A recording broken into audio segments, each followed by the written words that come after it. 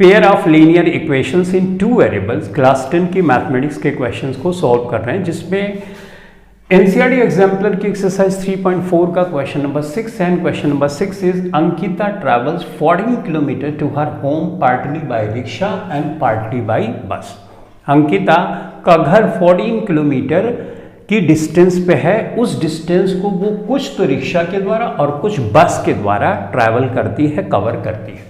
She takes half an hour, यानी वो आधे घंटे का समय लेती है। If she travels 2 kilometre by rickshaw, 2 kilometre rickshaw के द्वारा चलती है। एंड द रिमेनिंग डिस्टेंस, तो रिमेनिंग कितनी हुई? 2 किलोमीटर यहां चल चुकी, टोटल है 14, यानी 12 किलोमीटर बस के द्वारा चलती है, तो उसको हाफ एन आवर का समय लगता है, यानी 30 मिनट का समय लगता है।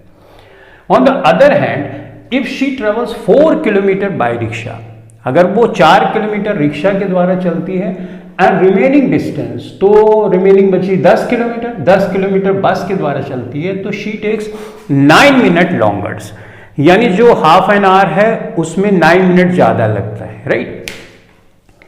Find the speed of the rickshaw end of the bus. तो सबसे पहले जो निकालना है उसको हम लेट कर लेते हैं। तो यहां पर हम लेट करेंगे, let the speed of rickshaw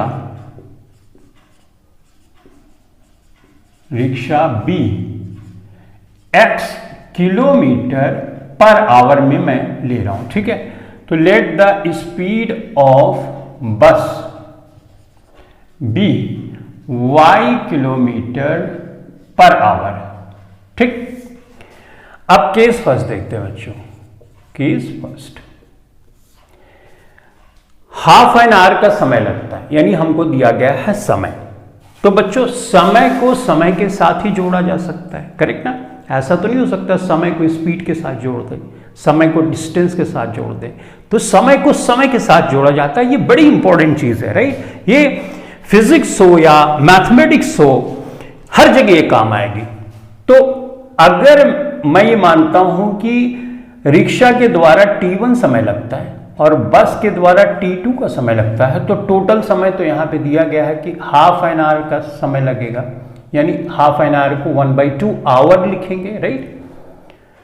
तो T1 अब निकालेंगे। अब T1 निकालने के लिए हम फार्मूला जानते हैं, speed is equal to distance upon time. तो टाइम बराबर डिस्टेंस अपॉन स्पीड, तो distance upon speed, distance upon speed is equal to 1/2। तो यानी टाइम को ही हमने इस एक्सप्रेशन में लिख दिया, तो जोड़ा जा सकता है, कोई इशू नहीं।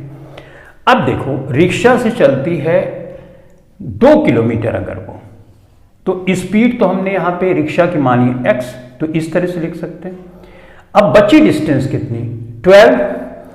तो 12 किलोमीटर को वो चलती है बस के द्वारा और उसकी स्पीड हमने y मानी है, तो फाइनली हमारे पास ये आ गया। इसको इक्वेशन फर्स्ट हमने मान लिया। अब केस सेकंड की बात करते हैं। केस सेकंड में अगर वो 4 किलोमीटर रिक्शा के द्वारा चलती है, तो 4 किलोमीटर रिक्शा के द्वारा वो चलेगी।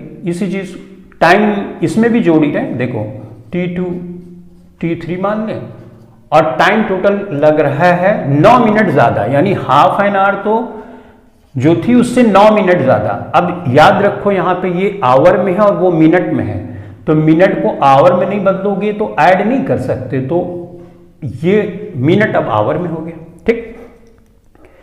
T2 अब निकालेंगे तो इस एक्सप्रेशन से निकालेंगे। डिस्टेंस उसने कितनी? 4 किलोमीटर, और स्पीड रिक्शा की तो x ही है।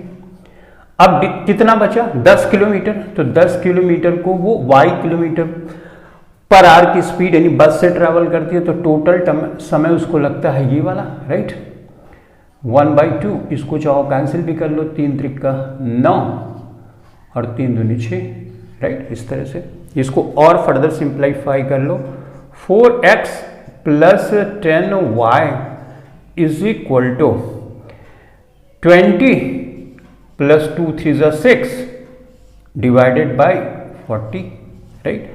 क्रॉस मल्टीप्लाई करके आप फ्रैक्शन को सॉल्व करते हो, वही किया। तो यहां पे बच्चे हो जाएगा 26, 40 2 से कैंसिल करोगे तो ये 13 हो जाएगा और ये 20 हो जाएगा।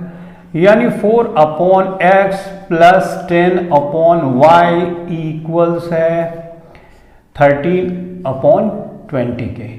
ये इसको इक्वेशन नंबर सेकंड मान लिया। अब ये फ्रैक्शन में इक्वेशन है, ये भी फ्रैक्शन है।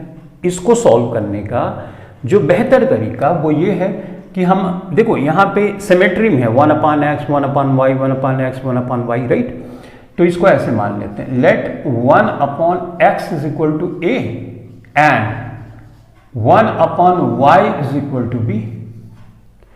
तो ये इक्वेशन कैसे बदल जाएगा? 1/x की जगह मैं अगर a रख दूंगा तो ये 2a बन जाएगा। 1/y की जगह अगर मैं b रख दूंगा तो ये 12b बन जाएगा। सही है, a u बन गया, ठीक। और 1/2 तो है ही है। इसको इक्वेशन नंबर हम 3 मान लेते हैं। इसी तरह से इस इक्वेशन को चेंज करेंगे तो ये हो जाएगा 4a और ये हो जाएगा 10b और ये बच्चों हो जाएगा 13/20। ये इक्वेशन नंबर 4 मान लेते हैं। अब बच्चों अगर इसमें एक वेरिएबल को कैंसिल करना है तो मुझे 2 से मल्टीप्लाई करना पड़ेगा। तो इस इक्वेशन को हम 2 से मल्टीप्लाई कर देते हैं। चलो कर लेते हैं। 2 2 4, 12 2 24, पूरी इक्वेशन को, और ये 1 हो जाएगा। तो यहां पे आपको लिखना भी पड़ेगा मल्टीप्लाई, शॉर्ट में लिख रहा हूं, multiply by 2 in equation 3, right. तो हमको ये मिली इक्वेशन नंबर 5 मान लो, राइट। अब इक्वेशन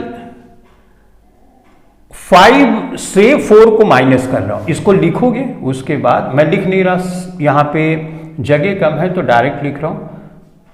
10b है इज इक्वल टू 13/20 है। ये कौन सी इक्वेशन लिखी मैंने? इक्वेशन नंबर 4 लिखी।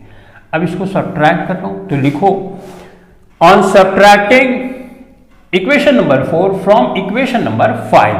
तो जिस इक्वेशन को सब्ट्रैक्ट करते हैं उसका चिन्ह हम अपोजिट करते हैं, पॉजिटिव का नेगेटिव, पॉजिटिव का नेगेटिव, पॉजिटिव का नेगेटिव। ये कैंसिल हो गया। 24 में से 10 माइनस करोगे आप तो 14 आएगा बच्चों, 14 भी, राइट। अब 1 माइनस 13/20 है ये, सही है। इसको सॉल्व करोगे, क्रॉस करके करते हैं, 20 माइनस 30/20, राइट। तो ये 14b हो गया, सही है। तो बच्चों यहाँ पे 10 में से 3 माइनस करोगे 7, राइट। 2 में से 1 माइनस करोगे 1 आएगा, करेक्ट। और ये हो जाएगा 20, ओके। तो b इज इक्वल टू यहाँ पे हो जाएगा 14, राइट। तो ऑल राइट, 24 में से 10 माइनस किया आपने, ये आया 1 माइनस 20 माइनस 13, राइट, ओके।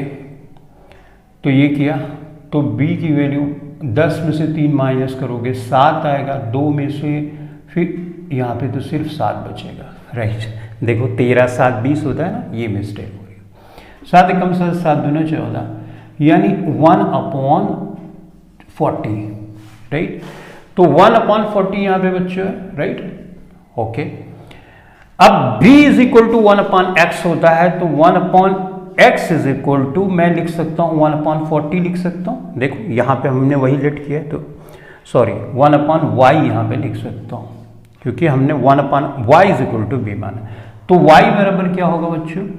आ जाएगा 40 किलोमीटर पर आवर। ये किसकी स्पीड आ गई? हमको बस की स्पीड आ गई, ठीक बात। आप इतना नोट डाउन कर लो, इसको मिटाऊंगा, कर लिया, ठीक। तो इसका मतलब हमको यहाँ पे 40 किलोमीटर पर आवर बस की स्पीड पता हो गई। रिक्शा की स्पीड पता करने के लिए चलो अब हम सॉल्व करते हैं। तो y इज इक्वल टू बच्चों आया 40 किलोमीटर पर आवर, सही है। तो किसी भी इक्वेशन में रख लो, लेस से हम इस इक्वेशन में रखते हैं, ठीक। तो इस इक्वेशन में रखते हैं या डायरेक्ट इसी में रख दो, किसी में भी रख दोगे आंसर आ जाएगा। तो इसमें रख देते हैं y is equal to 40 in equation first, ठीक। तो y इज इक्वल टू 40 इस इक्वेशन में रख रहे हैं, तो 2 करेंगे अपॉन x करेंगे प्लस 12 करेंगे, y इज इक्वल टू 40 करेंगे इज इक्वल टू 1/2 है। इसको थोड़ा सिंप्लीफाई कर लो, 2 छंग 12, 2 दूनी 4, 20 हो गया, 2 3 6, 2 दहम 20, यानी 2 upon x plus 3 upon 10 is equal to 1/2।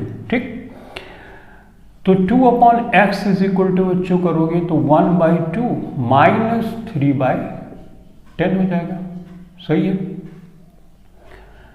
Okay. Simplify 10 multiply किया, 2 3 6 इधर मल्टीप्लाई किया और ये आ गया 20। तो 10 में से 6 माइनस करोगे बच्चों आएगा 4, राइट। और ये हो गया 20, 4 एकम 4, 4 पंजे 20, 1/5 यानी 2 upon x is equal to 1/5 है। तो x is equal to cross multiply करोगे इससे तो x इधर जाएगा और 2 पंजे 10 किलोमीटर पर आवर। तो ये हो गया आपका आंसर। तो आपने देखा किस तरह से हमने क्वेश्चन को सॉल्व